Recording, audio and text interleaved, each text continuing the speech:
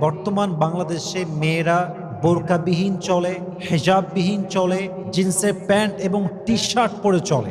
Even তারা যে বেপরদায় চলছে, তাদের আযাব কতটা ভয়ঙ্কর হতে পারে, তাদের কবর কতটা ভয়ঙ্কর হতে পারে, তাদের মৃত্যু কতটা ভয়ঙ্কর হতে পারে, তাদের কিয়ামত কতটা ভয়ঙ্কর হতে পারে, in actual fact they don't have any kind of realisation about it. তাদের কোনো অনুধাবন নাই যুবক ভাইরা। একটা মেয়ে যদি বুঝতো, আলী রাদিয়াল্লাহু তাআলা আনহু বলেছেন, একজন মেয়ে যদি বুঝতো বাহিরে তার দিকে পুরুষরা কোন চোখে তাকায়, কেমন করে তাকায়, তাহলে সেই মেয়েটা পোশাক দিয়ে কাপড় নয়, বরং সেই মেয়েটা কাপড়ের পোশাক বাদ দিয়ে লোহার পোশাক পরে বাহিরে বের হতো। ঠিক কিনা বলেন যুবক ভাইরা?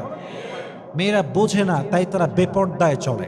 এবং সবচেয়ে আফসোসের বিষয়, আমরা যারা ঢাকা শহরে থাকি দেখেছি আমরা যে মেয়েরা এমন এমন ড্রেস পরে, জাস্ট তারা নিজে নষ্ট হয় তা নয়, বরং রাস্তাঘাটে যুবকদের ঈমান, চোখ, চরিত্র সব তারা নষ্ট করে দেয় যুবক ভাইরা। ঠিক কিনা বলেন?